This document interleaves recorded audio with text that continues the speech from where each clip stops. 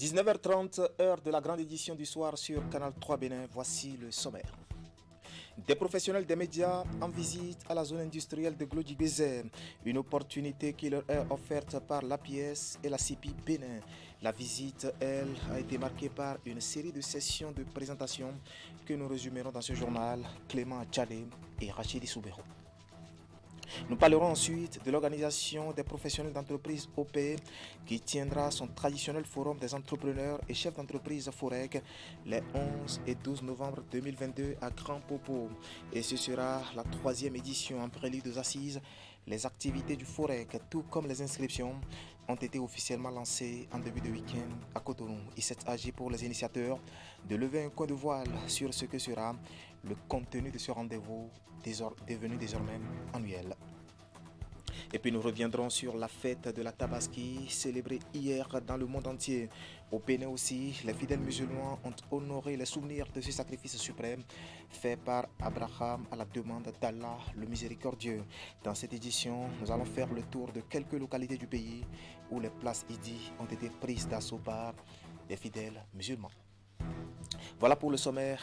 Bien bonsoir et bienvenue à notre grande édition du soir de ce dimanche 10 juillet 2022. Mais avant de développer tous ces titres, chers téléspectateurs, nous allons parler des examens scolaires, le brevet d'études du premier cycle BEPC notamment, dont la délibération a été faite ce dimanche sur le plan national. 66,46% des candidats ont été déclarés admissible. Le classement par département met le Borgo en tête avec un taux de réussite de 74,46%, alors que le département du Plateau, premier en 2021, ferme la marche avec un taux de réussite de 50,48%. Les candidats déclarés admissibles, sinon pour les candidats déclarés admissibles, eh bien, les épreuves orales et sportives sont prévues pour le mardi et le mercredi prochain.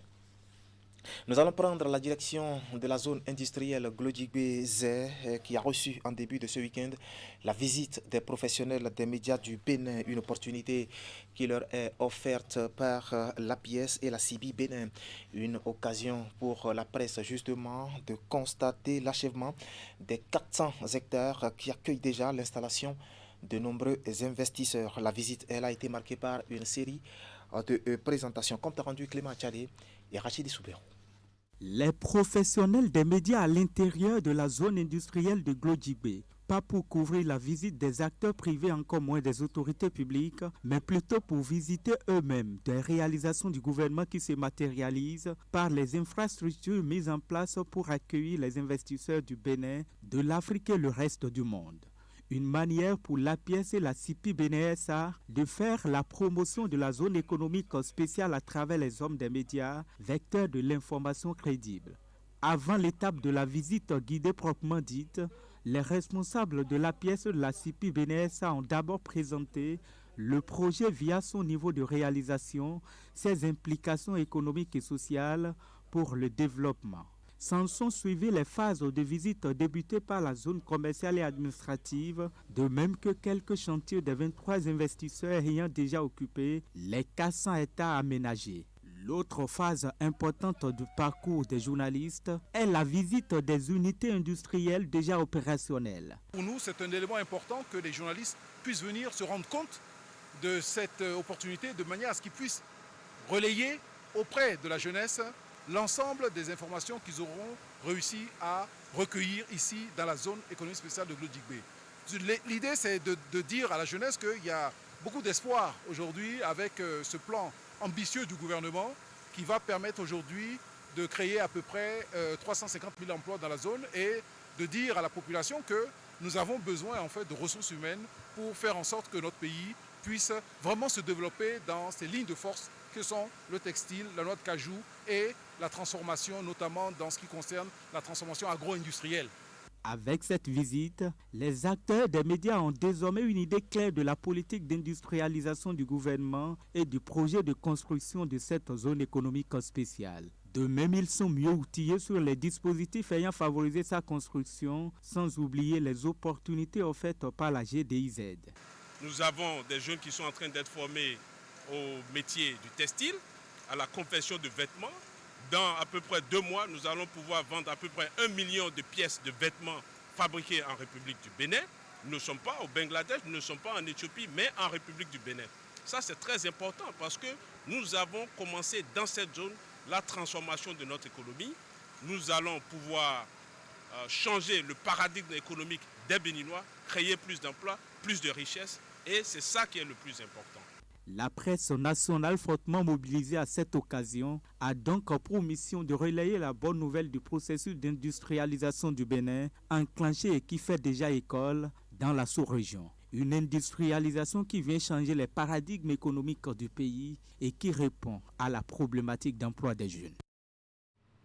Voilà des images à présent avec l'organisation des professionnels d'entreprise OPEC qui tiendra, il faut le dire, son traditionnel forum des entrepreneurs et chefs d'entreprise FOREC les 11 et 12 novembre 2022 à Grand Popo. Et ce sera pour la 3e édition en prélude aux assises.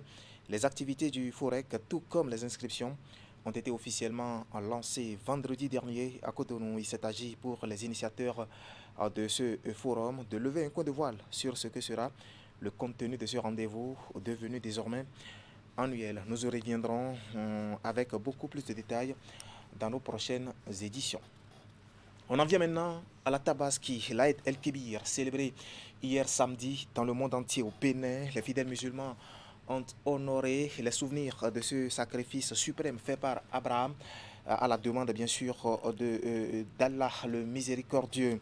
Eh bien, nous allons d'abord à l'est de Cotonou, ce sera à Kwakpa, où ces fidèles se sont mobilisés à la place Idi. Parmi eux, le ministre d'État chargé du développement et de l'action, de la coordination de l'action gouvernementale, Ablaye Biotchane, compte rendu à Teddy Goudalo.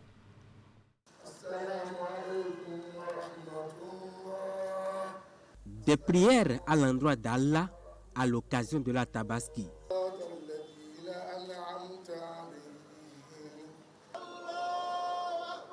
À cette séance, une personnalité pas des moindres, Abdoulaye Biotchane, ministre d'État chargé du développement et de la coordination de l'action gouvernementale.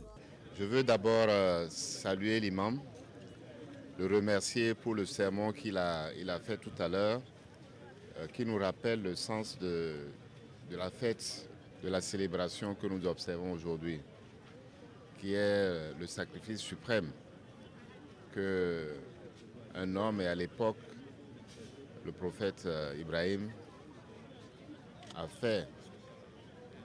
Et c'est ce sacrifice-là qui nous est rappelé, en même temps qu'il nous rappelle le sens du partage qui doit nous animer un jour comme celui-ci. À cette place, Idi d'Apakpa, le prêche de l'imam Ousmane Ibrahima porte essentiellement sur la paix. Il convie toute la communauté musulmane à surtout cultiver l'esprit de partage en ce jour sacré. J'ai fait appel à un enseignement du prophète Mohammed sallallahu alayhi wa sallam, à qui les compagnons ont demandé quel serait leur mérite, leur récompense sur l'immolation de cette bête. Le prophète les a répondu par inspiration divine que vous aurez sur chaque poil que contient chaque bête que vous avez immolée, vous aurez une récompense. Allez-y alors comptez le nombre de poils qui se trouvent sur chaque bête et revenez, moi veut dire le nombre que vous avez vu. Ce qui veut dire que les bénédictions qui vont nous échoir sur cette immolation sont incommensurables. Donc j'ai imploré cette bénédiction là, sur tout le peuple béninois, sur le gouvernement et la tête aussi, le chef de l'État. Voici donc l'acte suprême qui caractérise la célébration de la Tabaski, l'immolation de la bête après la grande prière. Elle donne ainsi le top de la fête dans les ménages musulmans. De l'est de Cotonou, allons à l'ouest et posons nos valises à Godomé, la grande banlieue de la ville. Ici aussi, et une grande prière a été dite sinon à la mosquée centrale de l'arrondissement. Et les fidèles musulmans qui sont venus par centaines ont surtout prié pour la paix et la cohésion nationale. L'imam, dans son prêche, a insisté sur le respect des obligations prescrites par Allah. Le compte rendu de Eric Kedeno est présenté ici par Teddy Goudalo. La petite pluie de ce samedi matin n'a pas eu raison de leur foi.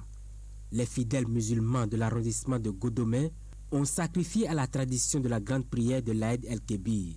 Ici, dans le plus grand respect des vertus religieuses, L'imam a prié pour que la joie illumine le cœur de ses fidèles et qu'Allah, le tout miséricordieux, accepte le sacrifice de toute la communauté musulmane. Dans son prêche, l'imam mettra un accent sur le respect des obligations prescrites par Dieu. Des obligations de tout ce que Dieu nous a obligés et nous a ordonné. Le respect à la prière, le respect au jeûne de Ramadan, le respect à aller à la Mecque pour ceux qui ont les moyens, le respect de tout ce que Dieu nous a recommandé. Faire du bien aux autres et ne pas faire du mal aux autres. Ibrahim alayhi salatu wassalam, lorsqu'il a vu dans son rêve de sacrifier son fils Ismaël, qu'est-ce qu'Ibrahim a fait? Qu'est-ce qu'Ibrahim a fait? Le Coran nous dit Ya qad saddaqta ar-ru'ya wa inna kadhalika najzi al-muhsinin.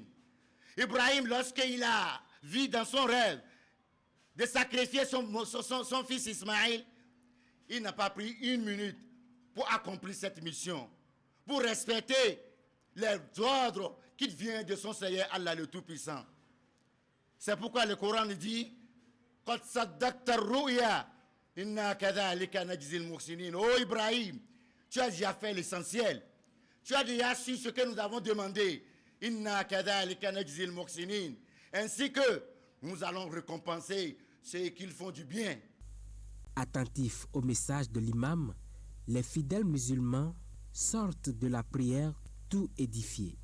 Donc les deux leçons que j'ai retenues du message de l'imam, on doit se soumettre à Dieu. Après la soumission à Dieu, nous nous soumettons à nos parents sans qu'ils ne nous invitent pas à associer quoi que ce soit à Dieu.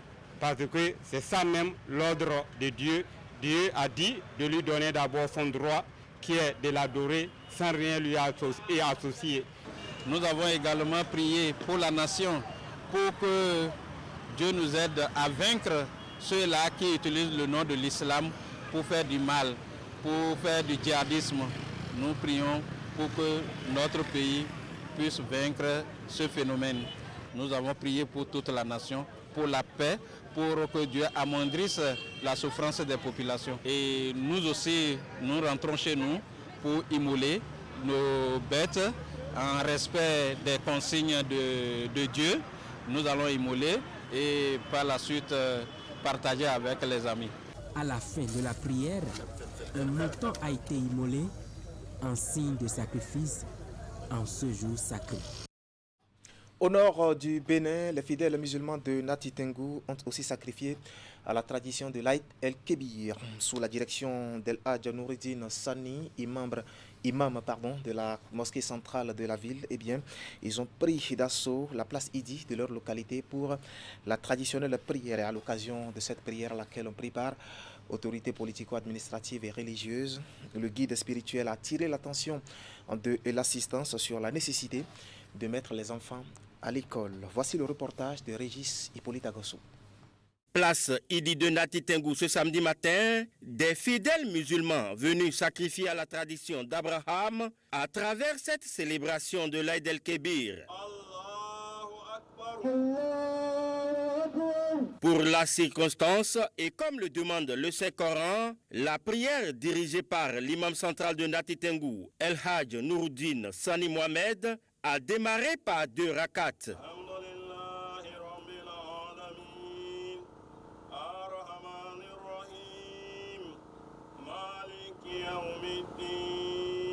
Soit 10 jours sont donc passés après Ramadan et cette prière permet à ces fidèles musulmans de rendre grâce à Allah pour sa sollicitude. Dans son sermon du jour, le guide spirituel a exhorté les uns et les autres sur l'importance de l'instruction. La recherche de la connaissance est obligatoire sur tout le monde entier, hommes comme femmes.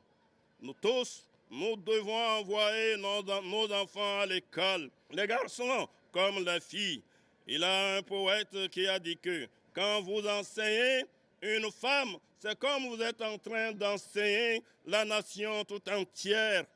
Oui, notre prophète Mohammed sallallahu alayhi wa sallam a dit que la recherche de la connaissance est obligatoire sur tous les musulmans et musulmanes. Message apprécié par autorités politico-administratives et chefs religieux présents à cette prière. La communauté musulmane a vu clair qu'il faut encourager l'école, qu'il faut encourager la connaissance. Grâce à la connaissance, je crois que le développement sera une réalité, l'insécurité va reculer et le pays va connaître son épanouissement. Au nom donc de Madame le Préfet empêché, je voudrais vraiment remercier la communauté musulmane, en commençant par son premier chef, l'imam de la mosquée centrale de Nati Tengou, pour cette belle célébration en deux phases. D'abord les 2 rakats, ensuite le sermon plein de leçons qui invite nos populations d'envoyer nos enfants à l'école pour que notre département puisse concurrencer les autres départements au résultat. À la fin de la prière de la Tabaski, l'imam central de Nati Tengou a immolé cette bête, donnant ainsi le top aux fidèles de sacrifier à cette tradition dans leurs domiciles respectifs. Voilà, un peu plus au sud de Nati Tengou, Djougou pour être plus précis. L'événement a été célébré par centaines. Des fidèles musulmans se sont mobilisés à la place officielle Idi de Djougou, 6 au quartier Eripe Ghana, pour la grande prière qui précède l'immolation des bêtes. Et c'est El Hadj Abdul Razak Samari qui a officié la prière que nous résume ici Abdou Raouf Yahaya et Abdou Raj et Sabi Idrissou. Place officielle Idi de Djougou, lieu d'attraction et point de ralliement ce samedi matin pour des centaines de fidèles musulmans. Ils sont ici pour la grande prière de l'Aïd el-Kébir, une fête commémorative du sacrifice à travers laquelle les musulmans ayant les moyens et la capacité sont censés imiter le geste d'Abraham en immolant une bête dont les caractéristiques sont bien définies. Serviteurs d'Allah, sachez que les bestiaux qui doivent être immolés en ce jour saint doivent remplir les conditions suivantes.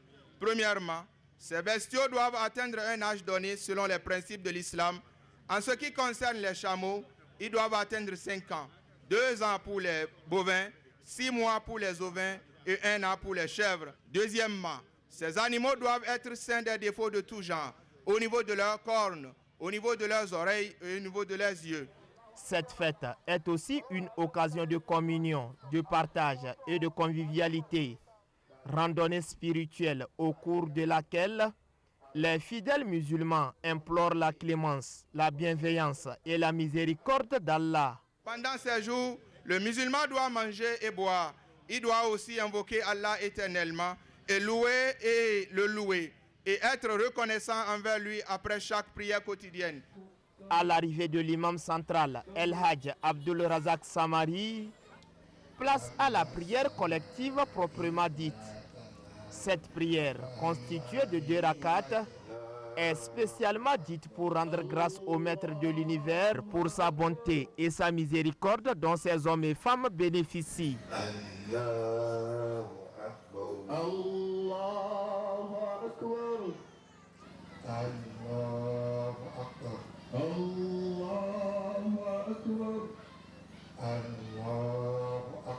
Après cette prière, le sermon est dit par l'imam célébrant qui exhorte les fidèles musulmans à poser les actes qui raffermissent leur foi.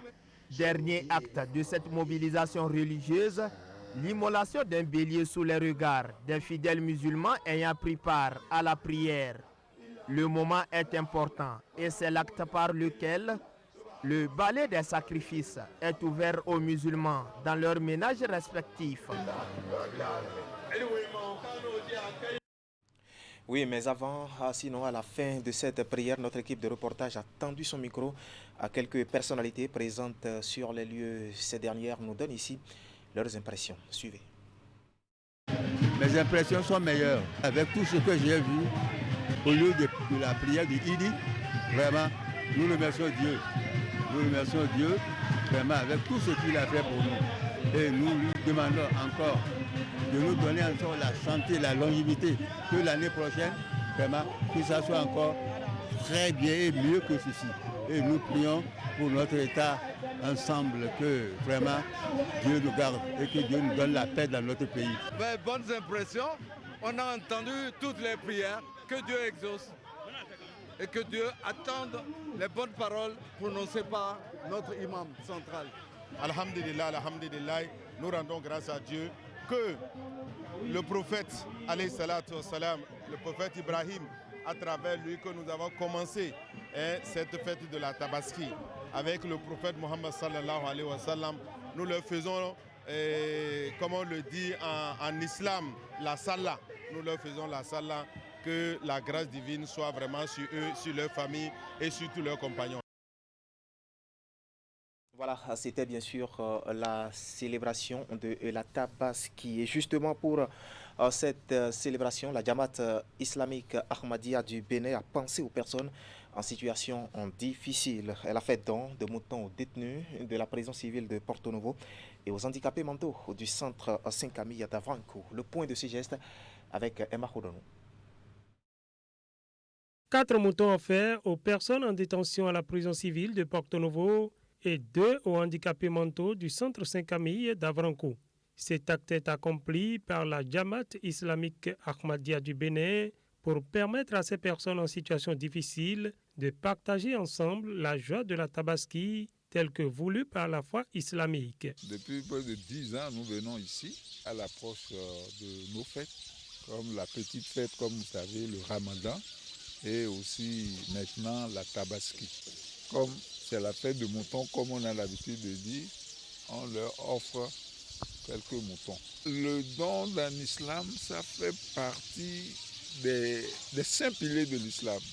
Parce qu'on appelle quelque chose la zakat. C'est obligatoire. Ce n'est pas quand tu en as, même jusqu'à ce que notre prophète nous a dit, la zakat par exemple, si tu as quelque chose, c'est au moins 2,25 francs sur 1000 francs, 2,5%.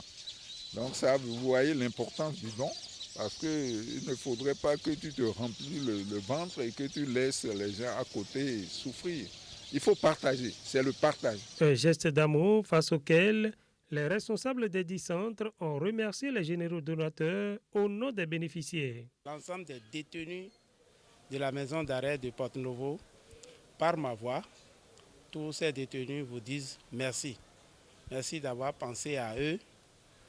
Merci de vous soucier chaque fois d'eux. Pas seulement dans les dons, mais prier pour leur conversion. Et ce don que nous venons de recevoir nous a donné une grande joie au cœur.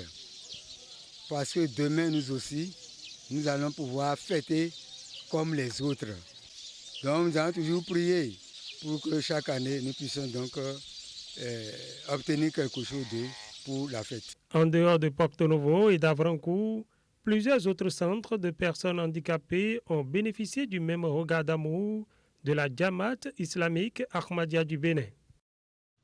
Voilà un peu comme la Jamaat islamique Ahmadiyya du Bénin, bien le député Ernest Medewanou, lui, communiait avec ses frères musulmans de Wedogli dans la commune de Tobiklin. Là, nous sommes dans le département du Koufo, situé au sud-ouest du Bénin, à la veille de la célébration de la Tabaski. Et justement, eh bien, l'élu du peuple est allé offrir des vivres à la communauté musulmane, une manière pour lui de participer au plein épanouissement de ses fidèles le jour de cette fête de l'Aïd el-Kébir. Le reportage est de Geoffroy Mentan et de Florent Dehaut.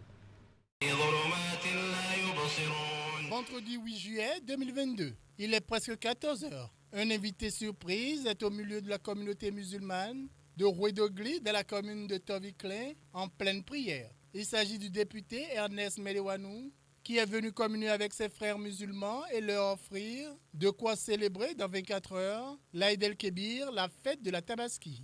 Vous savez que je ne viens pas à ces occasions soutenir les miens parce que j'attends un service en retour. Tout juste vous voir en joie et moi j'ai mon bonheur.